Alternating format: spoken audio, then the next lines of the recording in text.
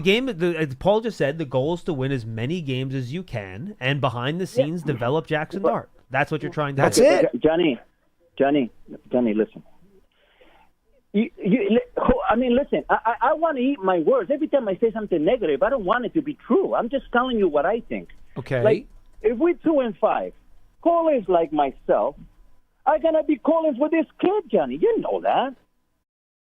No, I know, but Wilson, we've warned people ahead of time that they shouldn't be. You know, everyone I've talked to, they've said the earliest you should be talking about this is Halloween, and Thanksgiving is a more logical time to talk about it. Oh, okay, Johnny. Okay, let's just play with me. Let's just say we're 2-5. I don't want to be 2-5. Hopefully, we're 5-2. I want to win. No, that's fine. No, Wilson, I got you. It's a fair question. What's your question? So where do you want to go? But if we're 2-5, right? Then we have two different opposites here. We have John Mara saying, "I don't want to be embarrassed anymore and at home. I want to be big games. I want to be relevant in December." You got that on this side of the equation. Mm-hmm. Then on the other side, you 2-5. You just drafted a quarterback in the first round. Fans want to see it. So what about if you only win 5 games? What happens at the end of the season? Wilson, time out. No. I got to stop you there. I got to stop you. Why? They did not draft the quarterback in the top 10. They drafted him with a trade for pick number 25, which means fans should not be foaming at the mouth, itching to get him in there. And Wilson, remember, even though it's a first-round pick, at pick 25, all the players with first-round grades are off the board. I know exactly what you're saying, but Paulie, you know how fans are. If we having a horrible Wilson, season, we want to see the new thing. No. You know that. But we're trying to help you be logical. No, not be logical. Wilson, what we're trying to do is, you're right. Fans are going to call up and ask for that. Paul and I are arguing that's what's going to happen. You're absolutely right.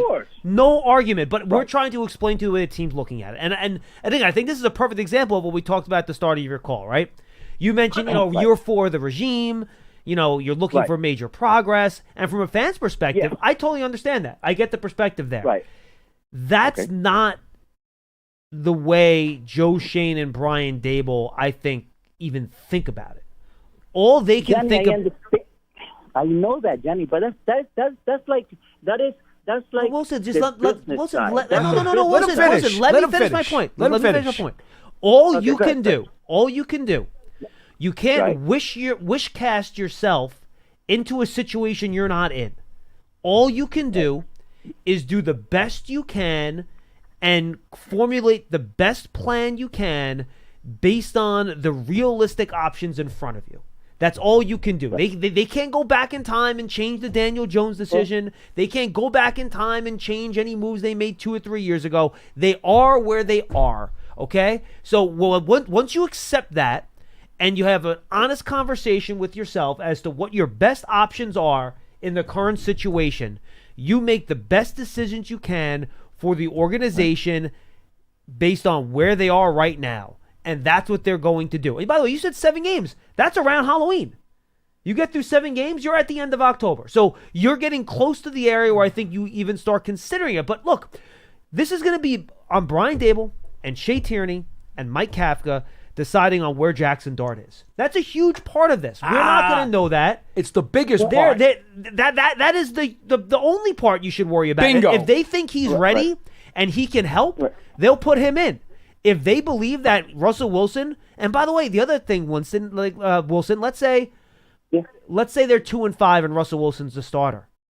Maybe they decide to give Jameis Winston a chance for a few games, and that buys them more time until Jackson Dart is ready. If they do that, Johnny, the Salacaras of the world, the BTs of the world. Who cares? It'll be 24. Who cares? No, but Wilson, you outside can't, noise. In the Wilson. building, you have to make the best decision for the team. And if they don't think, look at it from your perspective, but the fans' perspective, Johnny. The fans need to be out of it by Halloween Wilson, again. Wilson. No, but neither do the Giants, Wilson. But playing a kid that's not ready is not going to change that. It might psychologically damage him. Make people happy. And Wilson, appreciate the call. It might make people happy on the outside. because psychologically they're seeing a young player. But if it's not going to help you win games, and it's not going to help the development of the young quarterback because he's not ready to succeed in this environment. Exactly. What are you actually achieving from an organizational perspective besides making people on the outside that are rooting for your team happy? Oh, and they won't be happy if that very move damages your young rookie quarterback. Or he gets the snot beat out of him. Now, that's not me saying, guys, that I want to have Dart sit the whole year. Look, you might get to the point where you want to play in the last 3 or 4 games to get in some work. That's fine. A 3 or 4 game stretch is not going to psychologically damage your quarterback. You could psychologically damage your quarterback by having him get hammered for 12 games. We've seen that. That's a lot of damage. We've seen guys get shell-shocked before. Some guys can get through it. Look, if Eli Manning wasn't as mentally tough as he was, he could have been shell-shocked from that first year he took the field. He could have been. He got the snot beat out of him that year. He got obliterated by teams. It was bad. Tom knew he was tough enough. Right. And I think he knew he could handle it. Can Dart handle it? And is he ready to go? That's the only thing that's going to matter when you go and make that decision. And folks, I hate to tell you this because I'm going to have to repeat it. I know 1,000,000 times between now and November 1st. Mm-hmm. We're not going to know the answer to that question. I don't care what you see in preseason games. I don't care what we see at practice. None of that matters. It's what the coaches are seeing once the regular season starts, in the meeting rooms, whatever work they can get him on the field that we're not privy to, how they think he's mentally handling everything. You can tell if a player's swimming. Yes. And whether or not he's able to float. Or if you drop him in the pool, is he going to stay up top above the water? Or is it going to be like he has 2 10-pound weights, or not even 10, 2 50-pound weights tied to his legs, and he's going to get dragged to the bottom of your pool? Like, the coaches are going to have a feel for that. Paul, we are not. Correct. You trade back into the first round to make a move for a young developmental quarterback who's going to have a 5th-year option. Given those situations and circumstances that are involved with the timeline of his potential progress, your only priority has to be what is in his best interests. Which is therefore in the best interest of the franchise. And that pays the franchise back. Correct. If you do not, and you do something that is against common sense and against the preparation of this young kid, you will not only damage him, you will damage your franchise. That's it. And no matter what the fans think, Wilson, no matter what you think, it doesn't matter. Remember, they did not pick him at 3. I know some people have said, well, if you liked him at 27, or what was it, 25, 24, 25 they traded up to, right? 25? 25. If you like him at 25, just pick him at 3. No! That's not how this works, folks. Nope. That's not how this works. The 25th pick in the first round is valued completely differently than the 3rd pick in the first round. Look, it's almost the difference between like a 2nd-round pick and a 4th-round pick. It's a big, big difference. I want you to think about this for a second. Let's hit the rewind button just a little bit and think about this. Joe Schoen signed 2 veteran quarterbacks, and there were 2 reasons why he did that. He got Wilson and Winston, A, because he wants to have the best chance he can to have wins this year. So he's got a veteran backup who's won some games in this league before, so that if something happens to Wilson, he still has a chance to compete. That's the first reason he did it. The second reason he did it is that he does not want Brian Daboll to have to prematurely rush the potential future quarterback who he was hoping he might get onto the field. If Russell Wilson quarterbacks this team to a 1-7 start, chances are very strong that Jameis Winston's going to be the next starter. And chances are, they will not put Dart into that starting lineup. No. Unless he is absolutely, positively ready to take on that challenge. They might think he's ready to go. That's the only chance. But we're not going to know. And that's what, guys. Daboll's the only one who's going to know that. Or Tierney and Kafka. Yeah. Those are the guys that are going to know. That's it. Nobody else. And guys, we're going to have to trust him on this. There's nothing else we can do here. I don't know what's happening in regular season practices. I don't know what's happening in the quarterback's room. We are not going to know. I'm warning you right now. You might call up and say you want him to start. We're going to tell you, you got to yield to Dave's and his staff here, because they're the only ones that are going to know. Look, because, again, what they do in some third preseason game against a bunch of third stringers that are playing vanilla defenses doesn't mean anything. What did Charlie Weiss just tell us the other day on the show? You redshirt the quarterback for the first year. That's the preferred way to go. What did Bill Polian tell us on Big Blue Kickoff Live 2 weeks ago? No rookie quarterback's ready to play his first year. Okay? So get it through your head, Wilson, and every fan out there. You're much better off to lower your expectations and assume a redshirt year for Jackson Dart. If by some chance circumstances work out that he is ready and they have an opportunity to insert him, well, then that's a pleasant surprise and good for him, and everybody hopes he does well. But don't set your expectations for that. Set them for a redshirt season.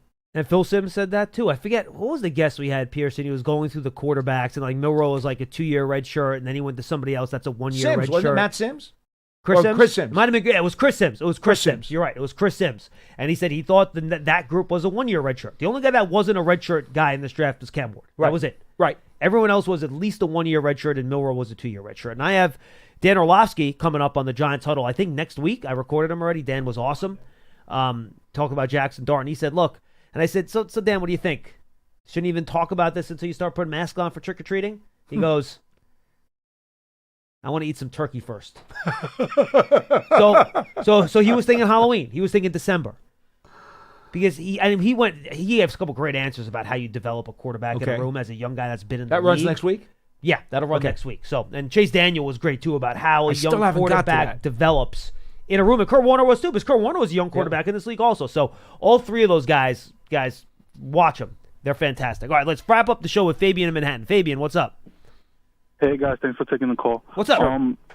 I called to talk about Illuminor, but a quick take on Wilson's point. Yeah.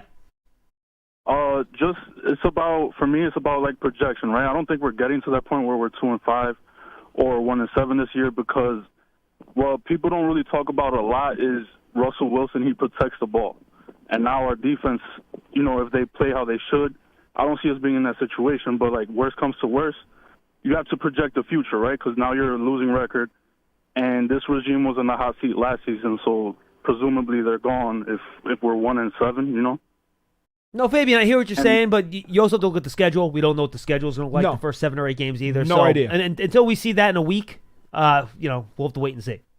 Next Wednesday. Yeah, so just saying, if we have that many losses, you can say that this regime is gone, and then it's about the draft next year. We have a high pick next year. If you're sitting in the draft, you haven't seen Jackson Dart play, and you have one of the top prospects available. Like, what do? You're putting yourself in a bad predicament if you haven't seen him play at all. No, Fabian, look, Fabian, here's the bottom line. We don't know what the situation is going to be, who's going to be around, who's not. We're not going to speculate about that. But if you're sitting there next year and Jackson Dart either had, honestly, Fabian, either played 3 or 4 games or haven't played at all, there's really no difference to me for that. Like, I'm not going to pull much out of that at all. If you're sitting there at the top of the draft, you think there's an elite quarterback there and you don't have to trade up to get one, you pick one anyway. That's what you do. It's that important of a position. Okay. So, Fabian, this is why when John asked me, what do I hate about the offseason? I hate these miserable, disgusting, ridiculous hypotheticals. All right, Fabian. Nothing makes me more angry than to talk about hypotheticals. What's your quickie on Illuminor real quick? Right, well, just in that bad hypothetical, it just sucks for Dart if he never plays and then we pick a quarterback ahead of him. No, it does. Illuminor, I think it's ironic because I think it was the plan when we signed him. It was for him to play guard, even though he's versatile and, we knew he could play other positions. But I think, there's so much value. Like, right now, if there even is one available, and I know we don't have much cap space, but if we were to get a starting right tackle and you have Illuminor play right guard, there's so much value to that because now either tackle gets hurt, he goes to tackle, and now you have a starting guard in Van Roten come in ahead of him. Or if your center gets hurt, Van Roten could play center. No, that's a good point. I think there's just so much value in having him at guard, and that's the one thing about the offseason I don't like that we didn't do. Not Fabian, appreciate the call. And I think the problem is that tackles are expensive. You're not going to find a tackle that you get on a good amount of money that's better than Luminor. Like, it's going to cost. Dude, a guy that never started or was a career backup with the 49ers got almost $15 million a year in the offseason. To be fair, Luminor was really good value. No, he is really good value. You know, and to your point, to get somebody upgraded from him is going to cost you a whole lot more money. All right, we got to wrap up here. It'll be Dottino and Sitek tomorrow. Rookie minicamp is tomorrow.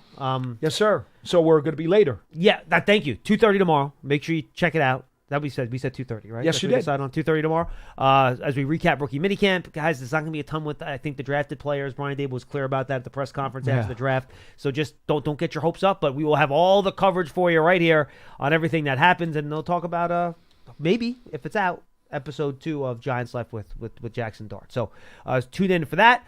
Before we say goodbye, though, we have a wellness check. Wellness check. Pearson Butler. Are we okay? No. You're not okay? No. Talk to us. Can you? I'm upset. I hate how the Celtics are playing. They haven't played like this in 3 years. And because I used to have these collapses all the time. And it was so frustrating, and now they're doing it against your team, which is frustrating. But it's not over yet. No, it is not over yet. This is actually concerning to me because they're supposed to be playing Game 3 at the Garden on Saturday. But on the basis that the Celtics keep missing everything, they might not even make their plane flight. Oh, my gosh. You can't help yourself. Just saying. That wasn't even that good. No, it wasn't. So I will just say this, kind of to you, but mostly to Knicks fans in general. It's a long way to go, folks. I know. A 2-0 lead in a 7-game series does not mean a whole lot. The same way a 20-point lead, by the way, in the third quarter of NBA games doesn't mean a whole lot. Things can change very fast. Until you lose 4 games, you're still in it. Knicks have not played well in this series. They need to play better. The Celtics are, at some point, going to make a few threes. They are going to play better. They're too good. The Knicks are going to have to play better than they did in these first 2 games to win this series. So that should be what Knicks fans are concerned with right now. Try to get some better offense, get Towns going consistently, just play better basketball. If you do that, you'll figure out a way to win 2 out of these final 5 games. Enjoy the next 2 days until the next game because you just never know what's going to happen in the following tip-off. No, you don't. You don't. I mean, look what the Thunder did to the Nuggets last night. I know. I get it. That's why I'm enjoying this so much because you just really don't know. And I will say that, folks, Knicks fans enjoy this. Be happy being up 2-0. Just don't count your chickens before they're hatched because there is a long way to go before, I don't hear people talking about the Pacers or the Cavs or the finals. Worry about beating the Celtics 2 more times because they're NBA champions for a reason. They're a really good team. They're going to scratch, fight, and claw their way to some wins in this series. So don't mess around. If you have the opportunity to win these games, win them. But play some better basketball because you're going to have to. Yep. For Pearson Butler, it's good to see him alive and well. For Paul Dottino, I am John Schmeelk. We'll see you next time on Big Blue Kickoff Live, presented by Cadillac, the official luxury vehicle of the Giants, from the podcast studio, presented by Hackensack Meridian Health. Keep getting better. Pearson, I love you. I don't want you to feel much better, though. I got to be honest with you. Sorry. See ya. Bye.